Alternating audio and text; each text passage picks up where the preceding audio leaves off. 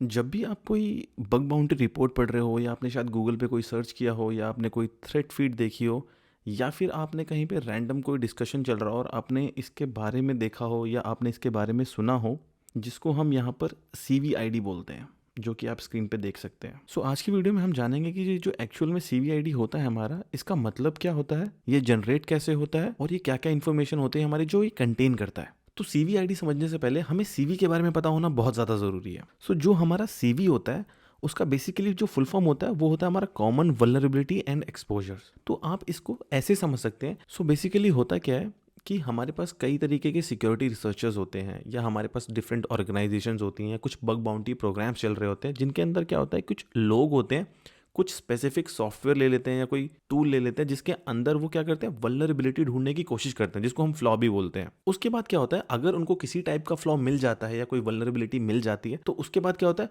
तो वो जो इन्फॉर्मेशन होती है एक जगह कैप्चर हो जाती है जाके, जिसको हम CV रिकॉर्ड बोलते हैं बेसिकली। और ये जो रिकॉर्ड होता है इसके अंदर बहुत सारी इन्फॉर्मेशन होती है हमारी, जिसमें से एक इन्फॉर्मेशन होती है हमारी CVID बेसिकली। तो आज हम इसी CV रिकॉर्ड के बारे में बात करेंगे और CVID के बारे में बात करेंगे। बेसिकली ये जनरेट कैसे होती है, इसका मतलब क्या होता है, इसके अंदर जो डिटेल्स होती हैं, और इसका प्रोसेस क्या होता है जब हम कोई वल्नरेबिलिटी सबमिट करते हैं। तो अब जो हमारा CVID होता है वो कुछ ऐसा दिखता है। अब इसके अंदर कुछ स्पेसिफिक इंपॉर्टेंट इन्फॉर्मेशन होती है। अब उसके बारे में एक एक करके बात करते हैं। सबसे पहले क्या होता है, जो प्रीफिक्स होता है CV का वो हमेशा आता है यहाँ पर। मतलब कोई भी वल्नरेबिलिटी अगर किसी को मिलती है या आप कहीं पर पढ़ते हैं उसके बारे में, तो आपको ये जो वर्ड है CV का, ये आपको ज़रूर मिलेगा वहाँ पर। उसके बाद यहाँ पर ये चीज़ आपको मिलेगी जो बताती है ईयर का मतलब बेसिकली क्या होता है, ये बताता है कि ये जो वल्नरेबिलिटी उनके पास आई थी या किसी ने उनके पास सबमिट की थी, तो उस टाइम पे क्या हुआ था, उन्होंने इसको एक ID दे दी थी, मतलब रिजर्व रख दिया था कि अगर ये वल्नरेबिलिटी उनको भी मिलती है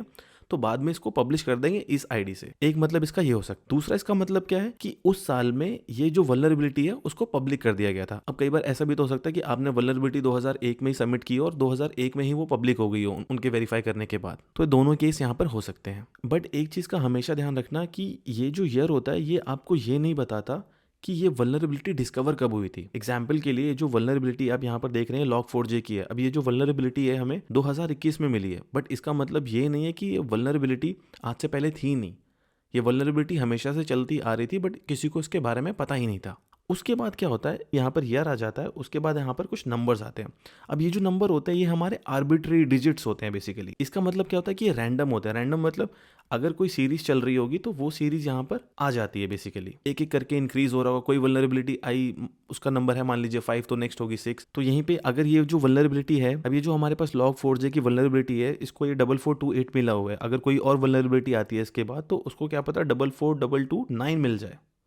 तो ये जो सीरीज़ है कंटिन्यूएशन में चलती रहती है। जितनी वल्नरेबिलिटीज़ हमें मिलेंगी एक साल में उसी के हिसाब से ये जो काउंटिंग होती है वो बढ़ती रहती है आगे। और ये जो नंबर आप यहाँ पे देख रहे हैं इसके पीछे कोई लिमिट नहीं होती है, नंबर कितना भी बड़ा हो सकता है। जितनी वल्नरेबिलिटी मिलेगी उतना ही बड़ा ये नंबर होता जाए। बट एक चीज़ आपको इसमें हमेशा ध्यान रखनी है कि ये जो नंबर का कॉम्बिनेशन होगा ना, इसमें आपको 4 डिजिट्स तो मिलेंगे ही मिलेंगे और आपको 4 से ज़्यादा भी मिल सकते हैं। तो जब भी अब आप CVID नेक्स्ट टाइम देखेंगे तो आपको उससे क्या पता चलना चाहिए कि CV प्रीफिक्स तो आएगा ही आएगा वहाँ पर, और यहाँ पर ईयर भी आएगा। जिसका मतलब क्या होगा कि जिस टाइम पे जो वल्नरेबिलिटी है सबमिट करी थी या जो CV है वो पब्लिक हुआ था उस टाइम पे, और यहाँ पर जो डिजिट है वो ये बताता है ये जो वल्नरेबिलिटी है उसको ID क्या मिला हुआ है बेसिकली। तो इस पूरा जो डेटा है हमारा, इस डेटा को जब आप इकट्ठा कर लेंगे, कंकैटिनेट कर देंगे, जोड़ देंगे इसको, तो ये एक यूनिक ID बनती है हमारे पास। तो जब भी आप किसी CVID के बारे में पढ़ रहे होंगे तो वो हमेशा यूनिक होगा और वो हमेशा एक ही वल्नरेबिलिटी को पॉइंट करेगा। तो इसका मतलब क्या है कि एक CVID एक ही वल्नरेबिलिटी के बारे में केवल बात करेगा। अगर 2 वल्नरेबिलिटी है एक ही सॉफ्टवेयर में तो उसके लिए उसको दूसरी CVID मिलेगी। इस चीज़ का जरूर ध्यान रखना।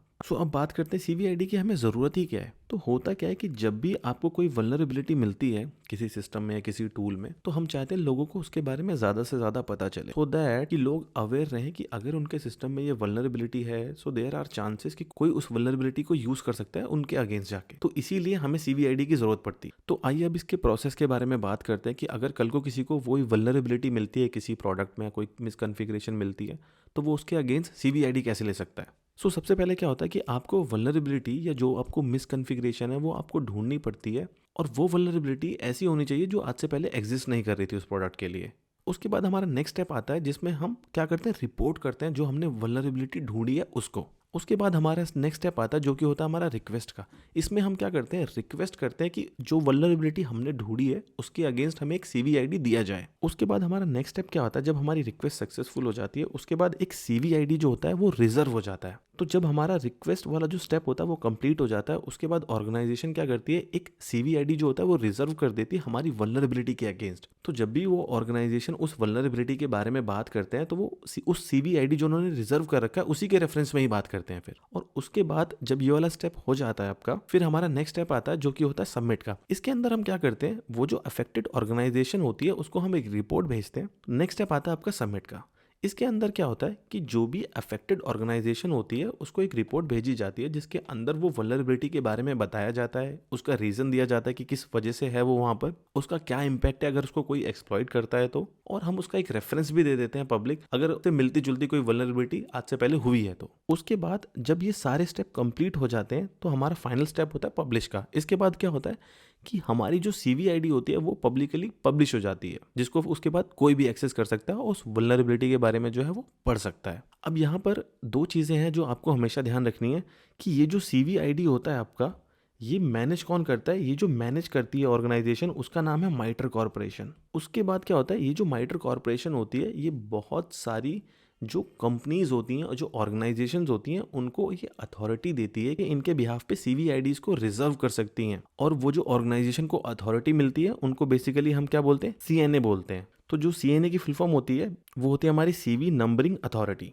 तो अगर मैं आपको एक सीएनए का एग्जांपल दूं तो एक एग्जांपल हो सकता है हमारा अपाचे। अब इसका क्या मतलब है कि अगर उनको कोई वल्नरेबिलिटी मिलती है तो उनके पास राइट्स हैं कि वो उसको रिजर्व कर सकते हैं और उसके बाद रिक्वेस्ट कर सकते हैं माइटर कॉर्पोरेशन से कि उसको रिलीज करें आफ्टर पैचिंग, क्योंकि पैच तो अपाचे ही करके देगा अगर अपाचे के अंदर वल्नरेबिलिटी है तो। और अगर किसी और सिस्टम के अंदर वल्नरेबिलिटी है तो वो रिपोर्ट कंपनी को जाएगी और उसके बाद फिर क्या होगा, जैसी वो पैच हो जाएगी उसके बाद माइटर उसको रिलीज कर देगा उसका सीवीआईडी जो होगा। तो इस स्टोरी का जो फाइनल पीस है हमारा वो है सीवी रिकॉर्ड। इसका मतलब क्या है कि जो भी वल्नरेबिलिटी होती है हमारी उसका एक रिकॉर्ड होता है और उस रिकॉर्ड के अंदर कुछ डिटेल्स होती हैं। सीवीआईडी होगा आपको एक जो कि यूनिक आईडी होता है, उसके बाद एक डिस्क्रिप्शन होगा, वो डिस्क्रिप्शन क्या बताएगा किस सॉफ्टवेयर के किस वर्जन में क्या प्रॉब्लम है आपको, और उसके बाद वो कुछ रेफरेंसेस दे देगा आपको अगर वहाँ पर होंगे कि उस वल्नरेबिलिटी का मतलब क्या है, वो आती क्यों है, रीज़न क्या है, सो एंड सो कुछ भी हो सकता है। और उसके अंदर एक चीज़ और होती है जो कि होती है हमारी स्टेट। अब जो सीवी होता है उसकी 3 स्टेट हो सकती है बेसिकली। एक स्टेट होती है हमारी रिजर्व्ड की, एक स्टेट होती है हमारी पब्लिश्ड की,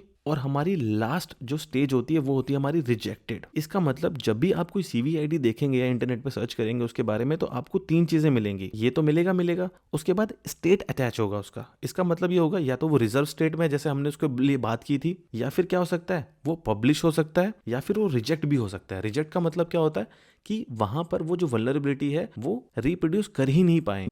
सो एग्जाम्पल के लिए मैंने क्या किया है, एक सीवीआईडी लिया है 44228 जो कि हमारा log4j का है। तो यहाँ पे आपको देखिए क्या मिला, एक सीवीआईडी मिला और उसी के बाद आपको डिस्क्रिप्शन मिला और उसी के बाद आपको रेफरेंसेस मिला, और जैसे ही आप नीचे आते जाएंगे आप देखेंगे यहाँ पे आपको क्या मिला है, एक असाइनिंग सीएनए मिला है आपको। इसका मतलब क्या है कि इस ऑर्गेनाइजेशन ने इसको क्या किया है, रिजर्व किया था, रजिस्टर किया था, और उसके बाद फिर इसको माइटर ने जो है वो पब्लिश किया है। उसके बाद यहाँ पे आपको जो डेट है, किस डेट पे क्रिएट हुआ है, वो आपको डिटेल्स मिल जाएंगी। और उसके बाद जो आप ये सारी चीज़ें देख रहे हैं ये हमारी लेगेसी है, जहाँ पर इनका कोई ज़्यादा मतलब नहीं है क्योंकि ये चीज़ें जो है वो ऑब्सलीट होती जा रही हैं। आई होप आपने कुछ नया सीखा होगा आज।